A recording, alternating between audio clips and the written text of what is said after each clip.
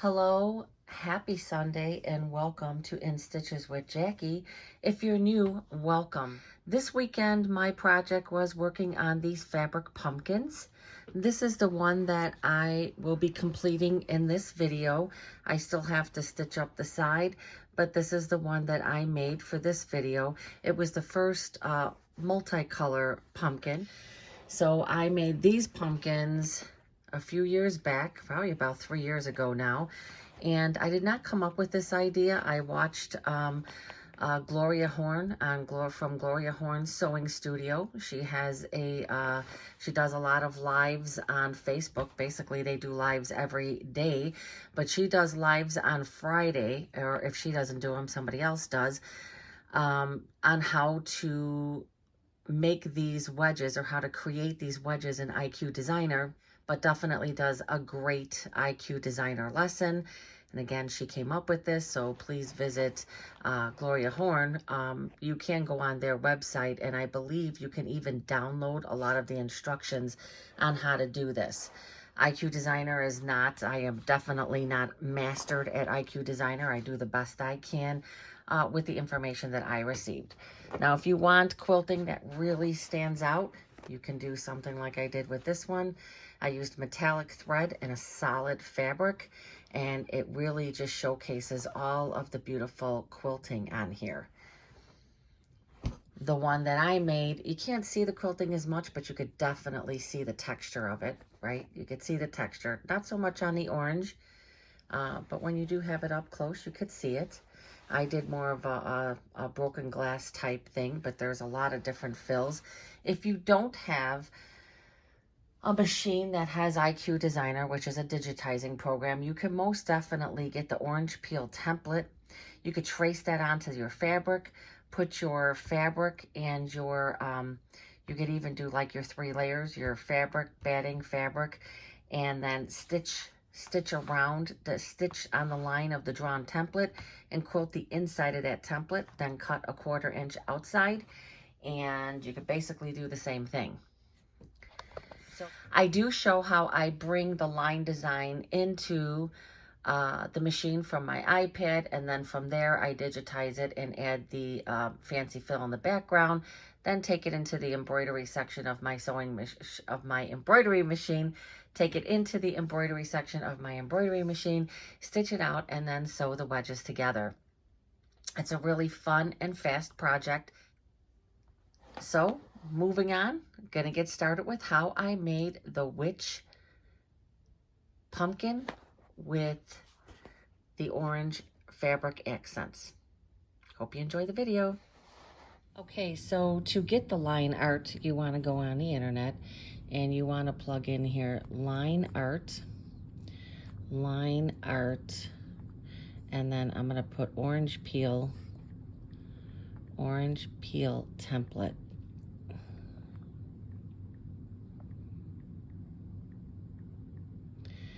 And go there. And so now this is going to bring me up the type of images that I need. Now, let's see, probably what I would want. This one right here. And usually if you hold on to it, you could save the photos, okay? So I think that one's going to be perfect. So now I'm going to go to my photos. I'm going to get out of here. And this should be pretty good. This should work. And so what I'm going to do now is I'm going to go to IQ Designer, to my IQ Designer, and I'm going to select an image to create a design, and I'm going to select that. Nope, I want to keep my current selection, and I'm going to send to the machine. Now that was sent to IQ Designer.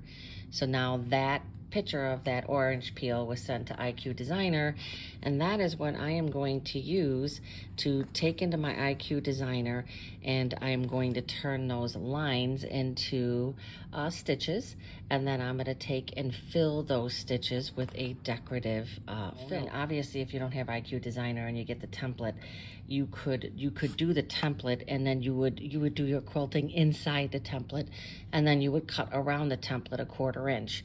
But what I'm going to do is I'm going to bring this into my IQ designer. I'm going to turn it into a line design, an embroidery design, straight stitch, and then I'm going to go in there and I'm going to do a fancy fill. And I have quite a few to select from. This is the one I chose the first time. And I do have a Babylock Altair, so I want to get a few more of these done. I was going to make some with some Halloween fabric, maybe with some black fabric, some solid orange fabric, something that you could see the stitching on a lot, maybe even put an initial. So there's a lot of things that you can do with taking it into IQ Designer and creating what you want. So next we're going to go to the machine and I will show how I'm going to do that. Yes, I am in front of the Altair today. It's Friday evening, about 10 after 5. I was being lazy and I was like, let me get in front of my machine here because I've had some ideas to get a little back into my IQ Designer because I haven't been doing that as much, obviously, because I have been stitching on my brother. Okay, so what we're going to work on today is let's go to the table and see. I could show you better. Very nice outside. Still see nice little pond back there. So I'm going to work on these fabric pumpkins. Hopefully you can see this. There are 6 wedges here, or slices. And this is what I would say like a medium-sized pumpkin. I want to say that these are about 7 inches long. I'm not sure how deep. 1, 2, 3, maybe 5 deep. You can really see the background quilting in this one. So this is pulled into IQ Designer, and I am just going to, it's actually pretty simple to make these. But if you have IQ Designer and you can use this beautiful background quilting, why wouldn't you? Those. Now the quilting goes pretty fast because you're just doing some background quilting in a wedge. I mean, this right here, you could see right here, that's the size of a wedge right there. So I think I'm going to probably keep them the same size. To be honest with you, I don't even remember what size it was. So I'm just going to go over to the machine and going to get this in. This fell into the fall Halloween type thing. So I'm going to go into IQ Designer. I'm going to go in now, line design. I want to say it's line design, right? I sent this by the web. And it should always be the last one up here. And there you go. It's right there. So I don't know what you want to call that. Is that an orange slice, or if somebody else's petal, whatever that's going to be. And I'm going to set that. Really do anything. I can't change the scale here. And I can't, it's automatically does a satin stitch. Oh, hey, I don't want to change, I don't want to do anything there. And so I'll have to change that when I bring it in. I'm just going to say, okay. That's not so good, huh? So I'm just going to go into my IQ Designer, and I am going to pull something out from my pocket here. And this should be in here. I should have my orange slice from before.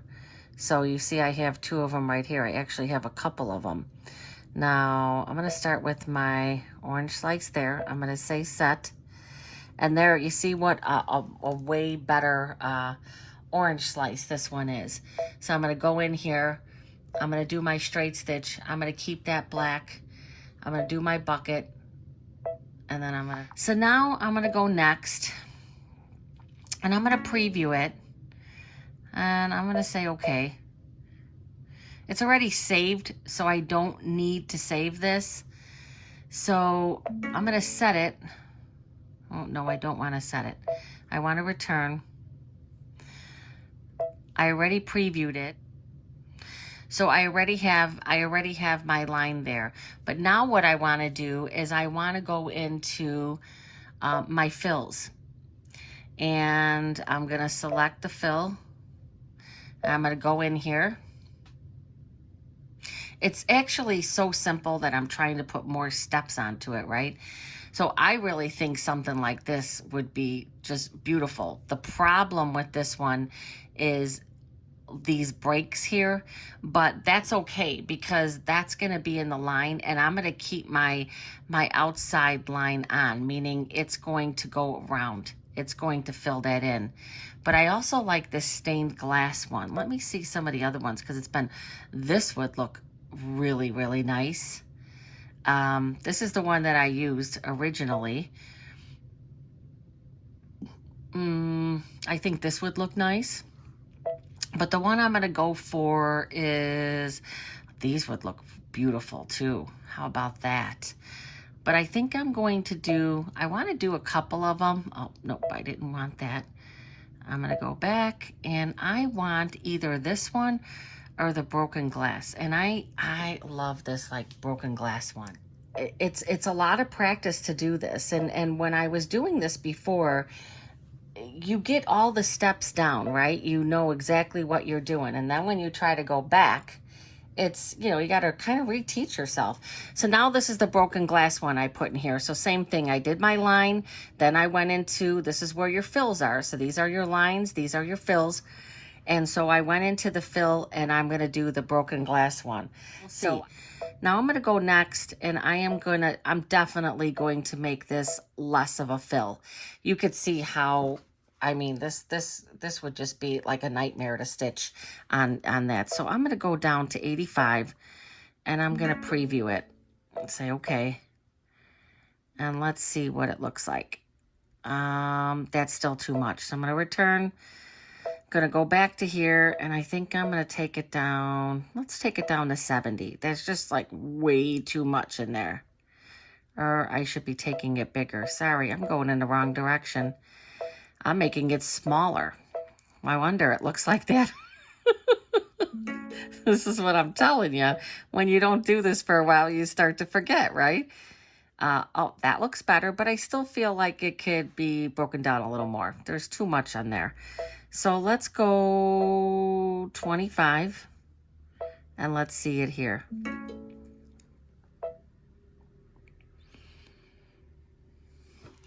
I think that's looking better. Let's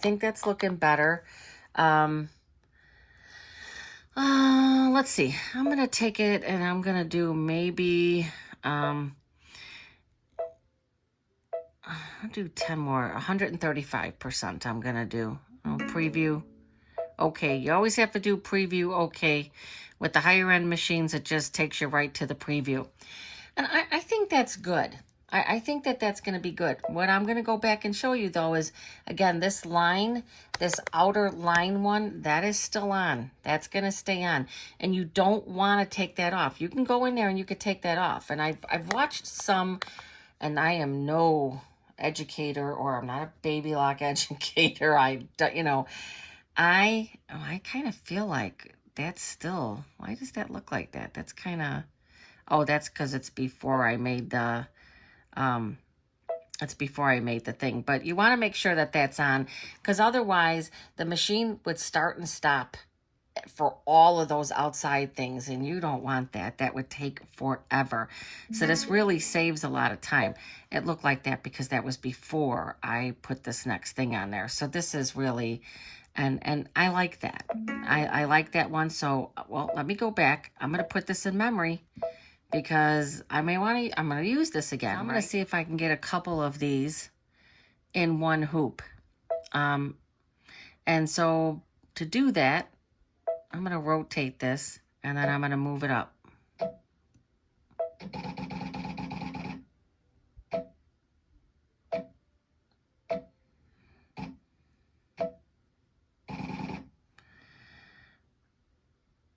And I'm going to go okay. And then I am going to do layout, rotate, move.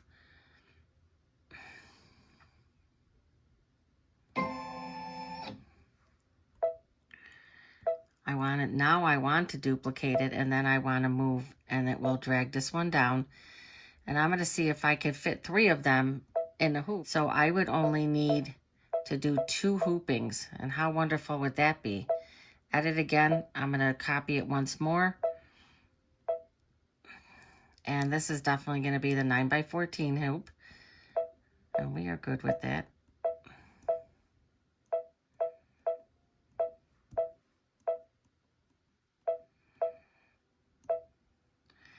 I'm going to take this down a little bit more and take this down a little bit more because you want to make sure that you're going to have your space in between there.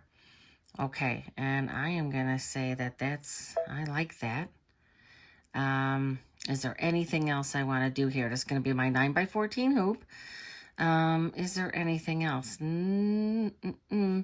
me put this in my memory. I want to put it in the memory because I'm gonna do this again. Now I can go into embroidery. And so now I am set. I'm gonna get my 9.5x14 hooped with what's great about this is I wanted to make one of the pumpkins with 2 different colors. So I wanted to do a solid and a print. So I am going to stitch this out first on the one fabric, and then the second stitch out will be on the solid fabric, or vice versa. I'll be back. I am going to do my light mesh cutaway with the batting and then the fabric. I'm going to get ready to stitch these out. Now, I was not as prepared as I wanted to be with the fabric, but one of the wedges I'm going to use this really cute witch with the cat, and then the other part I'm going to use an orange. And sometimes I like to do things like that, just take 2 things. They definitely match. I think they were from a similar line. For the purple wedges, I'm going to do a nice purple. I don't want a whole bunch of contrast here. This is just for the texture. And I did spray a little bit of magic spray on here, but I'm not putting any SF101 purple for this. So I'm going to get this loaded in the machine. Okay, I got that. Now I'm going to get my piece of batting. This is going to be a 12-minute stitch out, 8,517 stitches. Here's my nice piece of batting. I just cut one that's going to well, there's probably going to be too much on here, so let me cut this a little shorter. Okay, I cut that to a more manageable size. And what I'm going to do, I'm floating this. I like to float things. If you've watched any of these videos before where I'm working with some bigger things, I like to float. Whenever I can float, I float my stuff. But what I do want to do is I want to make sure, I'm going to have to return. I want to go into embroidery, and then I'm going to choose my, what do you call that again? My toggle. I always call it a toggle. I don't know if that's the real name for it. Especially when I'm floating, I want to make sure that this is going to line up and I have enough. So I have some good space there. You can see I have more than enough, because remember, having at least a 1/4 inch is going to be very important. Now I'm going to go to the very end here. And that looks, so it looks like I could probably move this just a bit, because I want to make sure I have a 1/4 inch up at that top there. So I'm going to come down here again, and it looks good. And then I'm going to go to the side. That's good. Go to the other side. Looks wonderful. Go to the middle. And now I've determined, now you can tape this. If I wanted to, I could tape this in place. I'm not a big taper. So now I'm going to go back. I'm going to go back to embroidery. I'm going to go to my first stitch. Remember, whenever you're working on a baby lock, and I believe a brother the same, well, I'm not sure. Maybe it's just a baby lock thing. It always goes to the center of your design. You always have to go to that +1 if you want to be where that design is going to start. I'm going to kind of babysit it at first, because again, this is floating. I could take a little bit of spray. Now, what it always does first is it always does the design first. You're not going to really be able to see this because the color blends. I swear that I think it's my hoop.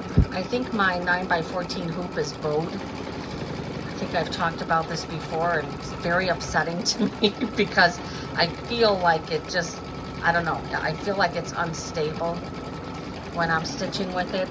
I might have to consider in the future buying another 9x14, which are more expensive because they have the sensors on them, you know, because in order to bring designs in, I have to take a picture, bring them in through the sensor, because these machines do not have the scanner. All right. Try to take this a little closer.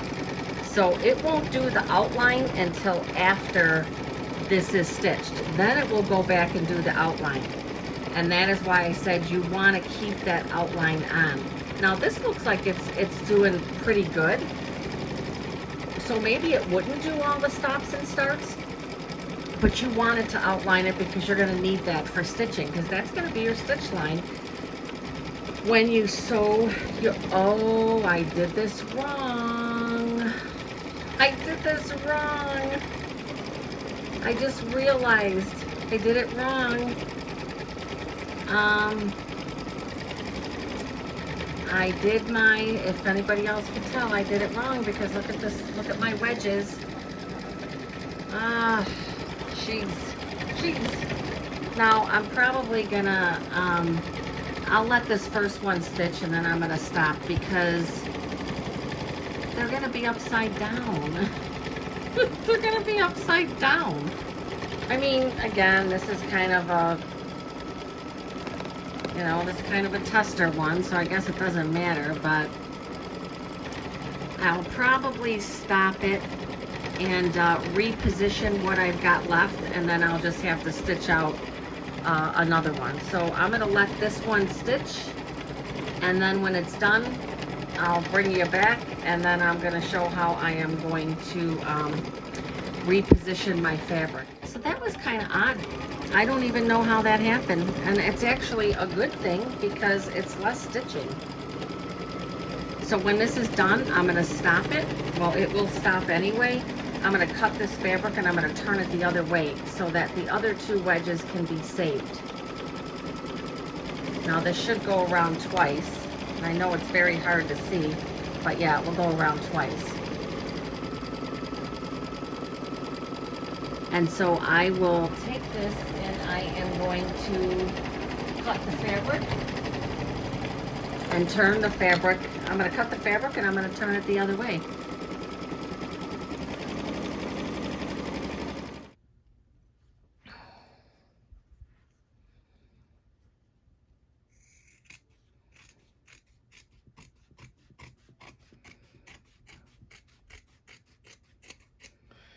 And I'm going to turn the fabric this way. And by turning it that way, then my slices, my orange slices, are going to be in the right direction. Because again, this one, everything's going to be upside down and to the side, and well, that ain't going to look very well, right? So, all right, I'm just going to take it back to the machine and stitch some more. So now it looks weird, but it's really not, because that's the right direction. Always look to see what direction your design is going in.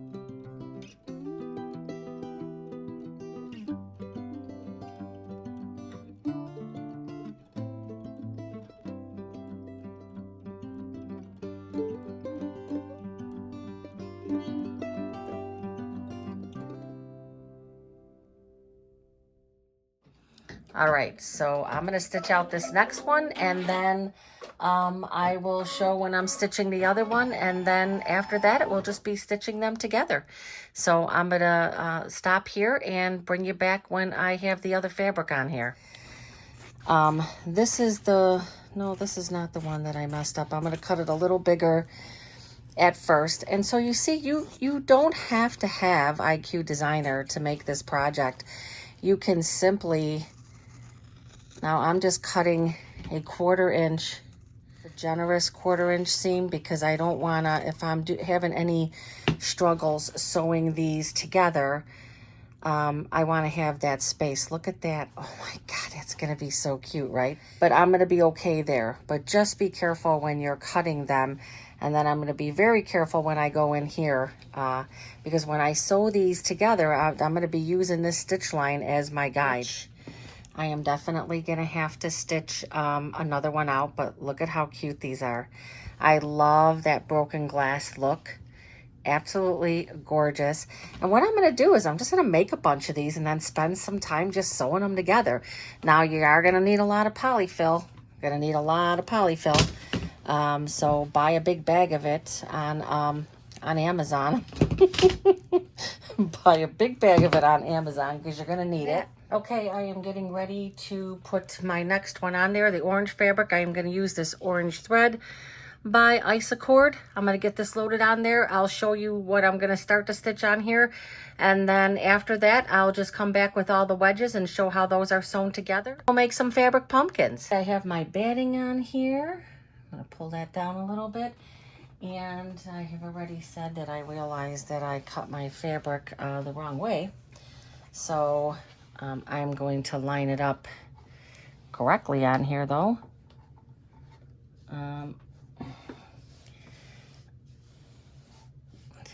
I should be good.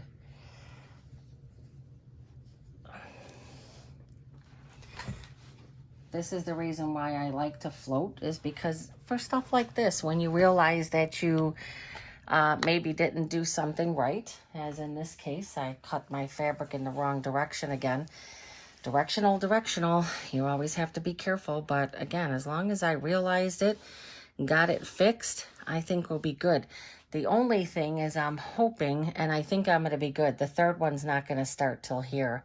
So I can see where the middle one is, and I think I am going to be, I think I'm going to be fine with that. But what I'm going to do, though, is I am going to move this a little bit just to make sure.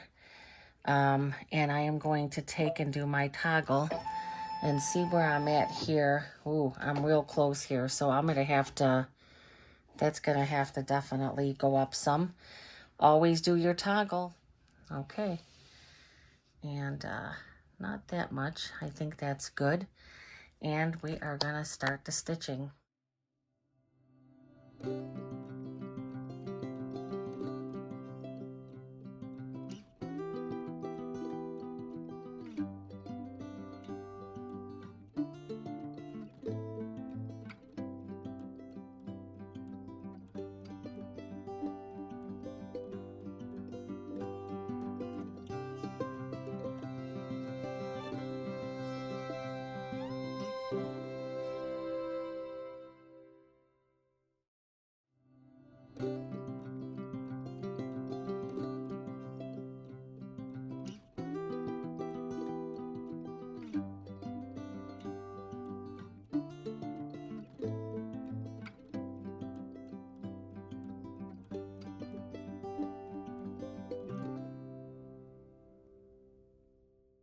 So I am going to load up just a neutral color Aurifil in here, and then we're going to get going with stitching these wedges together.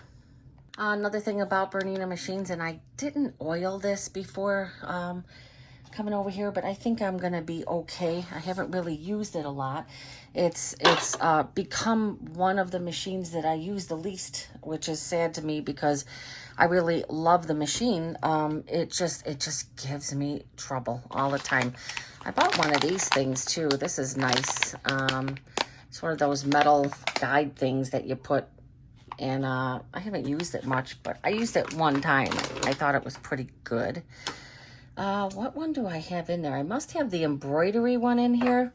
Let me double check and see what what one I have in here. Yeah, I have the embroidery. So the yellow one is for embroidery, especially when it gives you problems. And I did have to purchase that extra because, of course, this machine was giving me problems with embroidery. I started off really getting back into embroidery when I bought this machine, and I actually did a lot with it. I love the fact that there's a lot of positives to a Bernina machine. You have your bobbin that doesn't go on the top, it goes here. So when you're doing embroidery, you don't have to worry about taking the hoop off. And let me tell you, there's some projects that when you have to take the hoop off, you're scared. You're really scared that something's gonna go wrong. All right, so like I said before, I'm going to use this as my stitch line. And so now how am I going to match these up? Let me see if I can get a better angle on this. So what I'm going to do is, anytime you're matching stuff up like this, I'm going to take and I am going to put the needle in to come out right there. And then I am going to match it. I'm going to match it with my other piece here and put it right at the corner as well.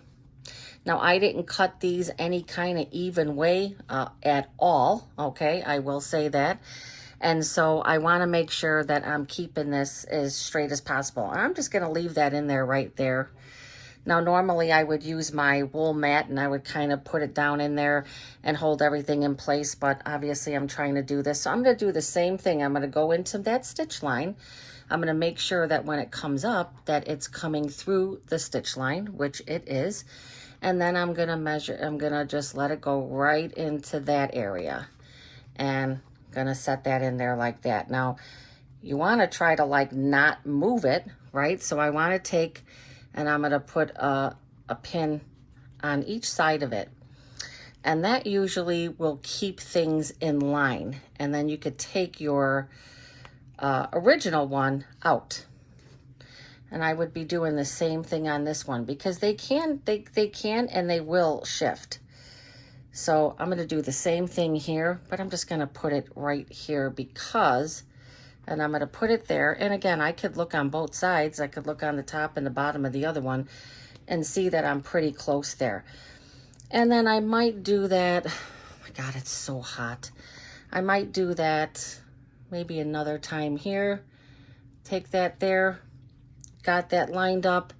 I'm going to take, again, put a pin before and put a pin after, making sure that that is lined up. This one looks like it might have shifted some, so I'm going to put another pin and I'm just going to put it right there. Make sure that that's lined up because this is going to be a little bit of an angle that I'm going to be stitching at. And this isn't, this isn't one of those projects where it's going to be totally ruined if you don't 100% match it up. Now I'm going to go to the corner. I'm going to do the same thing. I'm going to put that in right at the corner and I'm going to match it up with the other corner. And when it out the back, I want to make sure you can see right there, I am not really lined up well. I'm going to get that a little better. You can see that that is better. And you can see this fabric isn't going to line up because I just cut this by hand. So I know that I'm going to have to put that in place a little bit. I'm going to take and put my locking ones in right here. And by putting that pin the way I put it, it kind of helps to keep it in place. And then I could take it out. So now this is going to be a 1/4 inch seam. And again, this doesn't have to be this perfectly lined up. When I'm done with this, when I'm done sewing these two wedges together, if there's something that's a little off, I'm okay with that. I'm not going to, I could take that off. Let me just take and put this here. You could do it this way too. You could just take and I'm going to put this here. I could see where I'm coming out on the other end. I could see I'm good and just put that in like that. And so all I'm going to do is I'm going to do a 1/4 inch and I am going to stitch directly on that sew line. Again, I'm going to sew directly on. I'm going to put my, I didn't adjust anything. I'm going to put my needle down. Put that needle down. What is it saying? Oh, okay, I didn't change my foot. Okay, see, that's the thing about, I have my 8D foot on, so I have to come up here and I have to change to my 8D, and that's what the machine was telling me. And this is what I love about Bernina, because if this was a regular machine, it might have broke a needle, right? Because it was sitting there going, wait a minute, that's not right. We're not going to put the needle down. It's not right. So now it's going to work. Got to put that needle down.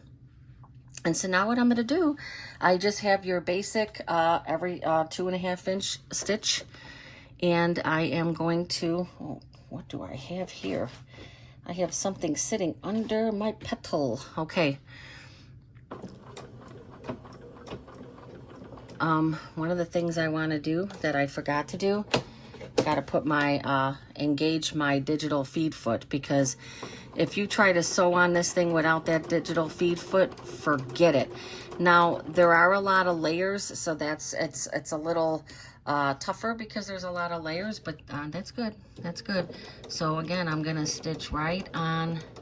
Now with this particular one, I don't like to use, and I meant to get my stiletto, but let me get my cute scissors instead.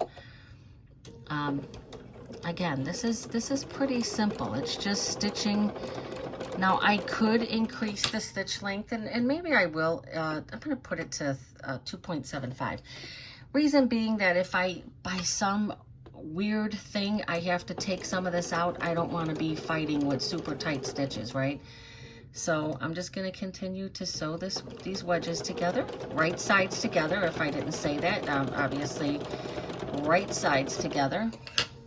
And then what I'm going to do is, once I know that everything is stitched up and looks good, I probably am going to trim away some of this bulk, because this is a little more than a 1/4 inch, and you could see that that's not real even. On that, you can use your ruler, and you can most definitely cut everything a 1/4 inch so things line up a little better. But as long as you're lining up your stitch line, everything should be fine.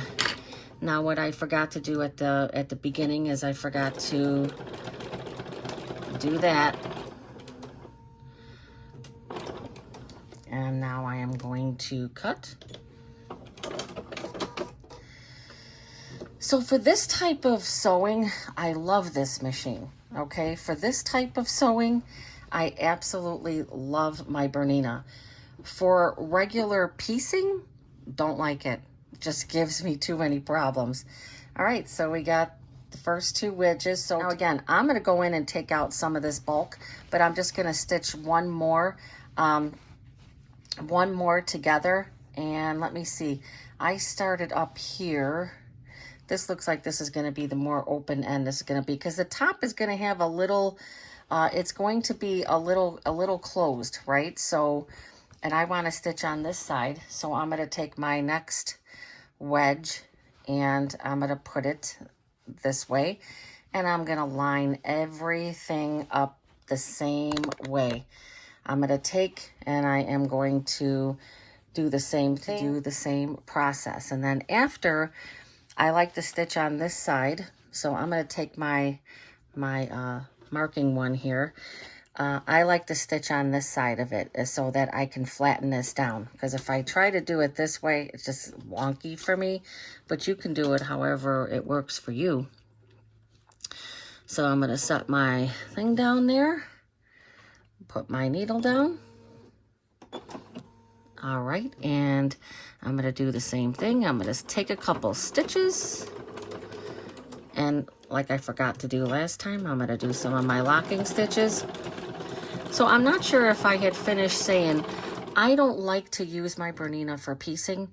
It eats the fabric all the time, or I have fabric that gets caught, fabric that shreds.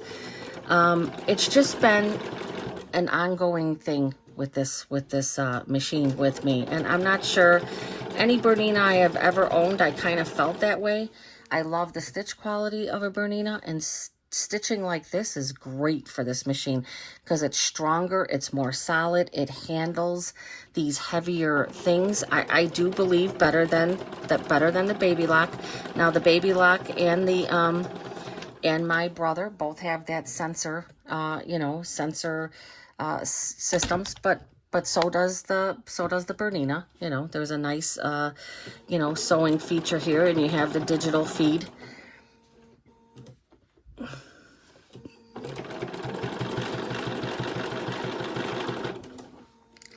Now when I'm getting to this end, you know, this is the areas in through here where I'm going to end up with some bulk. So I'm going to clean that up as best I can.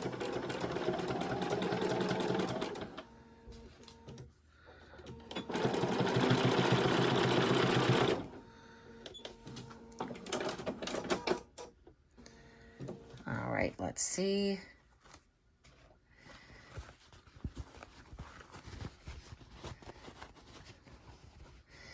And there we go. There's half of the pumpkin. Now, when you're putting this together, the bottom usually looks like that. The top is going to be a little looser here, and I'm going to keep that like that because I want an opening in the top so that I can put my cinnamon stick, and for this, I want to be able to do that. Now, what I'm going to do, so this is 1/2. I'll go ahead and I'll get the other half done, and then I'll put them together. And then there's going to be a section that I'm going to leave open so that I could put all my stuffing in. Line, I am also going to take away some of that bulk. And then we'll get ready to finish up the pumpkin. To the part. Now I'm to the part of my fabric pumpkin. And, you know, I'm not crazy about these colors, but I think it's cute. It's cute. The witch on there with the orange. Again, it could be all one color. I could make it all of the witches. So now what you want to do is, I'm going to take one, have it right side out. Take the other one and put it right side in. The bottom part is closed much better because I want the more open area at the top. This one is more open at the top because that is what that part is going to have a little opening to be able to put the cinnamon stick and you know, do the top things. Take my pin, and I'm going to go from the corner of that, again, just like I did the other ones. And I am going to go into the corner of this one. Now, I decided not to take a lot of bulk out because I felt like I was going to be cutting. I started to take some of the bulk, and I thought to myself, this doesn't matter. This is a fabric pumpkin. If this was a quilt, if say this was one of my embroidery quilts, yes, I would want to get this out of there because it would create a problem. But for this, it's not going to. And I have some little pieces that I'm probably going to cut out afterwards. But so that's all I did. And I'm going to match up the same way. So I matched that up, and so I'm going to put a pin right next to it, and I go in, I'm coming out the same way there, and I'm going to put that one in, and I'm going to leave that one in for right now, and I'm basically going to do the same thing, and then I'm going to do the same thing on the other side. And I'm going to leave a section open on one of these sides, probably this side. I'm going to leave about 3 inches open so that I can turn it inside out so that I can have a big enough area to stuff it with my polyfill. And then it's just a matter of getting the cinnamon stick. You don't have to use a cinnamon stick. And I'm going to line that up. And then when I get to the other side, again, this is where I'm going to have the most bulk, is when I'm coming to these actual seams. So I will go in and cut some of this out. So like right here, there's some, you know, there's a bit extra bulk. I'm going to cut that out of there because that definitely will cause me a problem. So that's simple. Cut that bulk out, cut that bulk. And I should be better with this. But I'm going to stop when I'm going to stitch down one side, stop, and then this end I'm going to start up again, because I don't want to stitch, I don't want to totally close up that top. This part right in through here is going to be open. So I'm just going to put I'm going to put a pin here into there.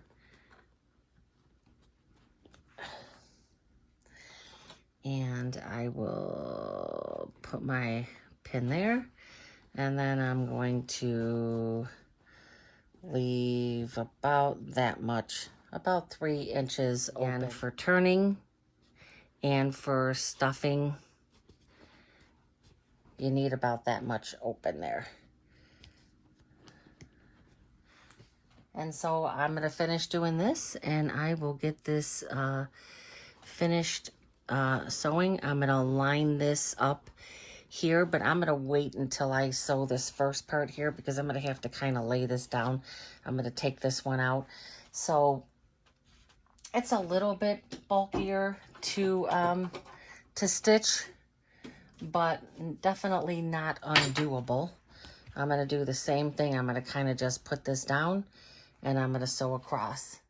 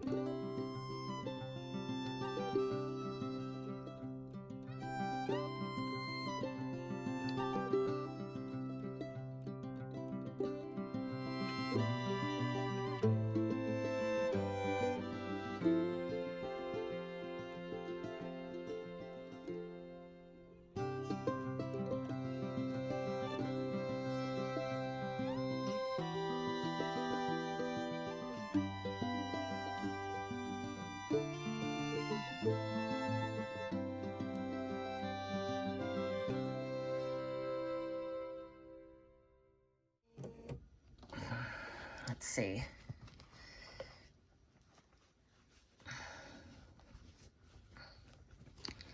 Yeah, I got all the way, so you could see right there that was left open. So I'm gonna have to go in there and get a few more stitches done here. And so I'm just gonna go back in here. I got everything straightened out. And that is pretty bulky. Again, the Bernina can handle it.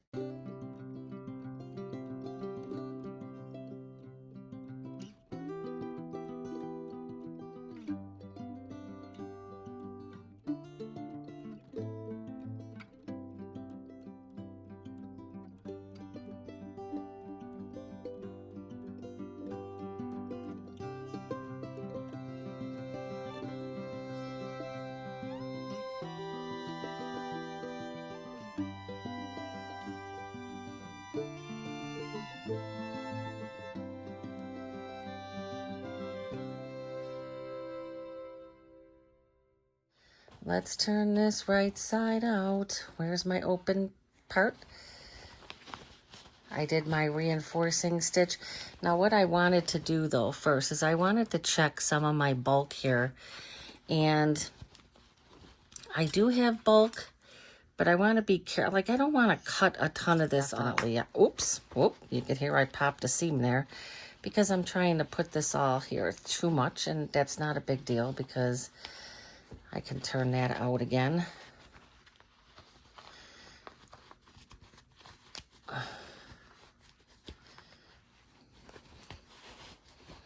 Come on, come on. See, that matched up pretty nicely. Pretty nicely.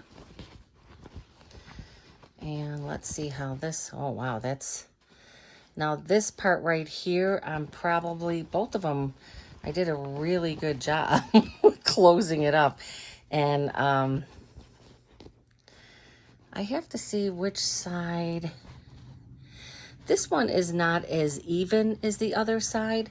So this will be the top that I'll probably, all I'm going to do is take my seam ripper and I'm going to open that up a little there and stuff. So they're just doing that. I will take this little tool here, and there you go. So I've got that area open.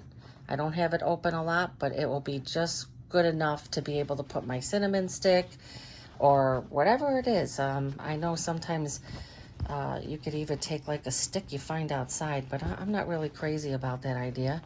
So now what I need to do is I need to put my polyfill.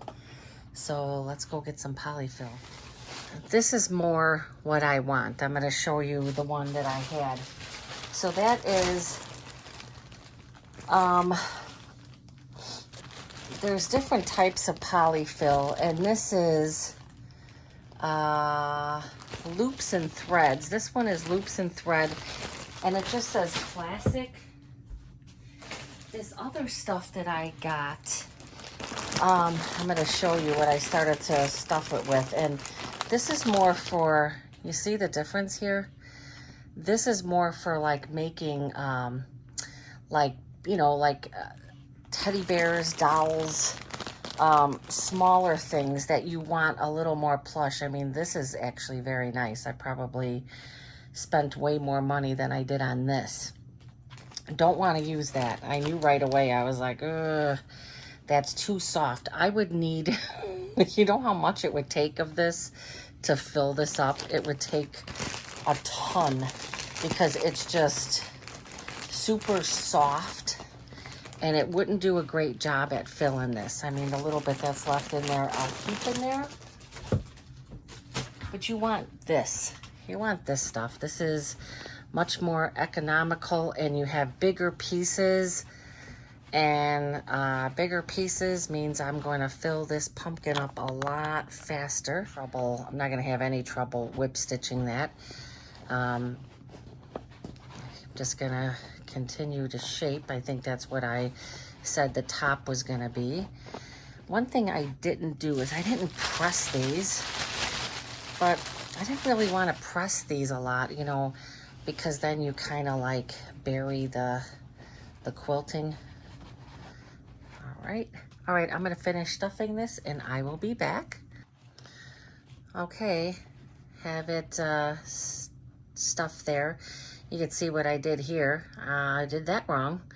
So I wasn't paying attention to how I was stitching these. So this witch and this witch are both upright. And this witch happens to be the other way. I don't care. I'm not going to change that. Now I took my little cinnamon stick from my other pumpkin, and this one seems like it's kind of thick.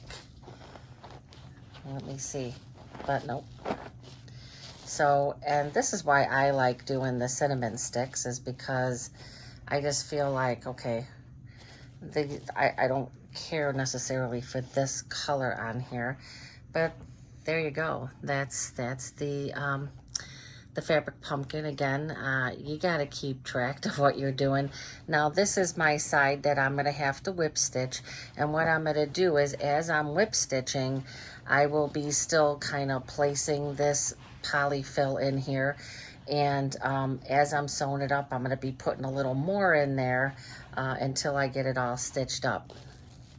So this would not be, again, I probably wouldn't put this, but this is cute. I don't know that I would have that tool, but I do like this. I do like this bow. I have a whole ton of bows that I bought for these projects, and so I like the bows. You can embroider the leaves. I've seen some really, really nice ones, but that is basically what it looks like. I love this, you know, the broken glass look, and basically that's what you're going for, is the texture. You're going for the texture. So just think, you know, any fabric you have sitting around, these are adorable. But there you go. That's completed. And I love these pumpkins. I think that they make a great gift. Again, I need some more polyfill in there. Now, if this starts to come undone, I'll just take a little bit of a whip stitch and fix that there. But definitely you can use all different, as with this one. If you really want one where you're seeing, I mean, I actually like this because I didn't have to worry about directional fabric, right? You can see where I whip stitched this one. This is where I took the cinnamon roll out of there. And you could see this one, I didn't even line up as much. It looks like I just stitched it together. This one came together much better because I paid a lot of attention to how I was putting it together. But these are really nice and they make great gifts. So I plan on making some more, you know, that are themed for Halloween. A cute Halloween pumpkin. And not a lot of time to make these. You do not need to have an embroidery machine. Just take and even do your diamond stitching or just your just basic cross hatching and do something like that with some batting and cut your slices, and there you go. Pretty fast project, make a great gift. Make sure that when you have directional fabric that you are paying attention, because this witch is upside down, and that's okay because witches do weird things like that. So I hope you enjoyed this video. This is a fun, fast project. Take your extra fabric, make something cute like this. These would be great at a little craft show. They'd be great as gifts. I mean, it's the first multicolored one. Let me know what you think. Do you like the solid color ones more? I think it's something to get used to. Hope you enjoyed the video. Please like and subscribe if you are not already a subscriber. That's it. Thank you so much.